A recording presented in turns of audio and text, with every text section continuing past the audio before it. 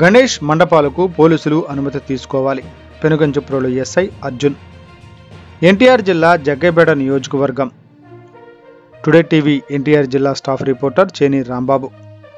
పెనుగంచిప్రోలు మండలంలో ఉన్న భక్తులకు, వినాయక చవితి కమిటీ నిర్వాహకులకు మరియు వినాయక చవితి పండుగ నేపథ్యంలో పెనుగంచిప్రోలు మండల పరిధిలో ఏర్పాటు చేసే గణేష్ మండపాలకు ముందస్తుగా పోలీసులు అనుమతి తప్పనిసరిగా తీసుకోవాలని పెనుగంచిప్రోలు ఎస్ఐ అర్జున్ ముందస్తుగా తెలియజేశారు.